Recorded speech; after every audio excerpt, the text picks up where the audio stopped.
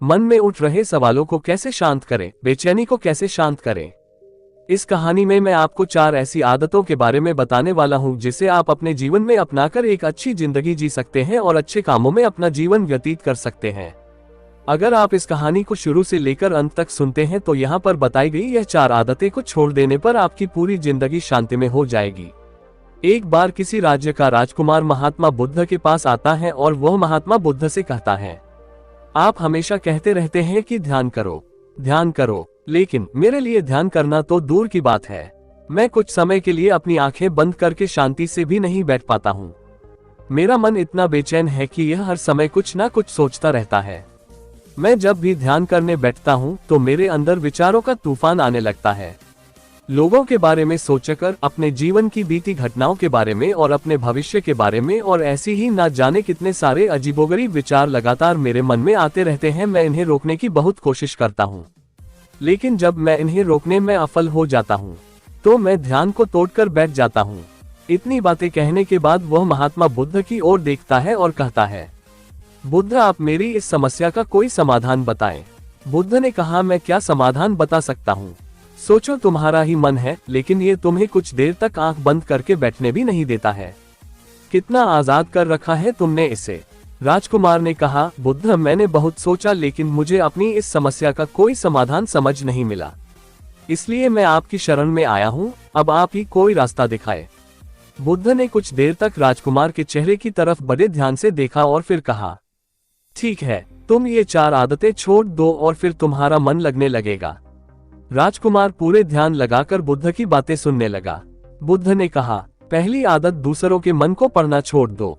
तुम और तुम्हारे जैसे ज्यादातर लोग यही गलती कर रहे हैं कि वो दूसरों की मन की बातों को पढ़ने का प्रयास कर रहे हैं कि अच्छा, सामने वाला मेरे बारे में ऐसा सोच रहा है, और यही एक आदत तुम्हें सबसे ज्यादा बेचैन और परेशान कर रही है। ज्यादातर उत्सवों पर लोग दूसरों के मन की बातों को गलत और नकारात्मक तरीके से ही पढ़ते हैं। जैसे कि लोग अक्सर सोचते हैं कि दूसरे लोग उनकी तरक्की से जलते हैं, उसे नीचा दिखाना चाहते हैं, उसे पसंद नहीं करते, उसकी मदद नहीं करना चाहते, और ऐसी ही ना जाने कितनी सारी नकारात्मक बातें ये लोग दूसरों के प्रति अपने अंदर बैठा लेते हैं। फिर उनके बारे में ही सोचते रहते हैं, उनसे बदला लेने के तरीके सोचते रहते हैं, उन्हें नीचा दिखाने के मौके ढूंढते रहते हैं, और दूसरों के प्रति यही नकारात्मक सोच इन्हें दुखी करती है, और फिर ये लोग बेचैनी महसूस करते हैं। इसलिए दूसरे लोग क्या सोच रहे हैं इसका अनुमान लगाना बंद करो। दूसरे लोगों के विचारों को पढ़ने की कोशिश करना बंद करो। अगर पढ़ना ही है तो खुद के विचारों को पढ़ना शुरू करो कि तुम्हारे अंदर क्या चल रहा है। कहीं तुम नकारात्मक सोच, शिकायत या बुराई करने जैसी आदतों के शिकार तो नहीं हो रहे हो। बुद्ध ने कहा, दूसरी आदत, ये सोचना कि असफल हो गए हो तो लोग हंसेंगे। हंसने दो। लोगों को असफलता पर हंसना तो लोगों का धर्म है, क्योंकि अगर तुम सफल हो जाते तो यही तो वो लोग हैं जो तुम्हारी तारीफ करते, तुम्हें सम्मान देते, तुम पर गर्व करते। अगर तुम अपनी सफल होने पर दूसरों से तारीफ की उम्मीद करते हो तो अपनी असफलता पर उनके हंसने से तुम्हें दुखी नहीं होना चाहिए। और समस्या ही यही है कि हम इंसान असफलता को बुरा मानते हैं, जबकि असफल होना सफल होने से भी ज्यादा जरूरी है। क्योंकि बिना असफल हुए सफल इंसान के अंदर घमंड और दूसरों को खुद से छोटा सा की भावना पैदा करती है, जबकि असफलता हमें विनम्र रहना, धैर्य रखना और लगातार प्रयास करना सिखाती है। इसलिए असफलता को बुरा मत समझो, और अगर तुम्हारे काम में असफल होने की संभावना नहीं है तो इसका अर्थ है कि तुमने अपना लक्ष्य अपनी क्षमताओं से छोटा बनाया है। और अगर लोग तुम पर हंस नहीं रहे, तुम्हें ताने नहीं मार रहे हैं, तुम्हारी बुराई नहीं कर रहे हैं, तो तुम अंदर से मरे हुए हो। तुम अपने मानसिक सीमाओं से बाहर जाकर कुछ नया करने का प्रयास नहीं कर रहे हो, क्योंकि असफल भी वही होता है जो कुछ नया करने का प्रयास करता है। और एक बात हमेशा याद रखना, अगर तुम्हारे अंदर असफल होने का साहस नहीं है तो तुम कभी भी बड़ा लक्ष्य हासिल नहीं कर सकते जो तुम करना चाहते हो। इसलिए असफल होने और लोगों के हंसने से डरना बंद कर दो। बुद्ध ने आगे कहा, तीसरी आदत, समय को काटना छोड़ दो। लोगों को लगता है कि वो समय को काट रहे हैं, लेकिन असल में समय हर बार उन्हें काट रहा है। लोगों के द्वारा समय को व्यर्थ के कामों में बर्बाद करने का केवल एक ही कारण है, और वह ये है कि उन्हें लगता है कि उनके पास बहुत समय है, जबकि सच्चाई यह नहीं है, क्योंकि उनसे पहले वाले लोगों को भी यही लगता था कि उनके पास बहुत समय है। लेकिन उन्हें पता नहीं चल पाया कि कब समय बीत गया और उनका बुलावा आ गया, और जब तक उन्हें अपनी गलती का एहसास हुआ तब तक समय उनके हाथ से निकल चुका था। बस पश्चाताप रह गया था कि सारा जीवन व्यर्थ के कामों में बर्बाद कर दिया और फिर वो चले गए इस दुनिया से बिना खुद को जाने, बिना इस जीवन की सच्चाई को समझे। इसलिए जब तक ये जीवन है इसे अच्छे कामों में लगाओ, खुद को जानने में, दूसरों की मदद करने में, लोगों को सही राह दिखाने में, मानवता के कल्याण में। और दूसरी बात, समय को बर्बाद करने से आज तक किसी को खुशी नहीं मिली है। हालांकि समय काटने से तुम्हें क्षणिक खुशी तो महसूस हो सकती है, लेकिन जब तुम्हें होश आता है और तुम देखते हो कि कितना सारा समय बर्बाद किया जा चुका है, तब तुम्हें खुद पर क्रोध आता है और तुम पश्चाताप के भाव से भर जाते हो। और फिर यही पश्चाताप का भाव तुम्हारे अंदर तनाव पैदा करता है और तुम बेचैन हो जाते हो और लगातार अपनी उस गलती के बारे में सोचते रहते हो। फिर तुम्हारा किसी भी काम में मन नहीं लगता और तुम उदास रहने लगते हो और यह चक्र लगातार चलता रहता है, जिसकी शुरुआत हुई थी समय को काटने से। इसलिए समय को काटना बंद करो और वो करना शुरू करो जो जरूरी है।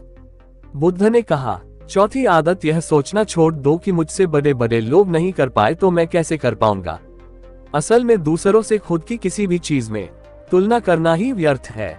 सबकी परिस्थितियां अलग हैं, सबकी सोच अलग है। और क्या हुआ अगर दूसरे नहीं कर पाए तो हो सकता है कि तुम ही कर जाओ, क्योंकि अक्सर वही लोग इतिहास रचते हैं जिनसे ज्यादा उम्मीद नहीं होती। और फिर हो सकता है कि जिसे तुम बड़ा समझ रहे थे, जिसके लिए तुम सोच रहे थे कि उसने बहुत मेहनत की है, बहुत प्रयास किया है, उसने कभी उतना प्रयास किया ही ना हो, केवल मेहनत करने का दिखावा किया हो। क्योंकि ज्यादातर लोग कभी उतनी मेहनत करते ही नहीं है जितनी उन्हें अपने लक्ष्य प्राप्ति के लिए करनी चाहिए, और दूसरे लोगों के सामने ये दिखाने का प्रयास करते रहते हैं कि मैंने तो बहुत मेहनत की। लोग हैं जो दूसरों को बातों ही बातों में कहते रहते हैं कि जब इतनी मेहनत करने के बाद मैं सफल नहीं हो पाया तो तुम कैसे हो पाओगे।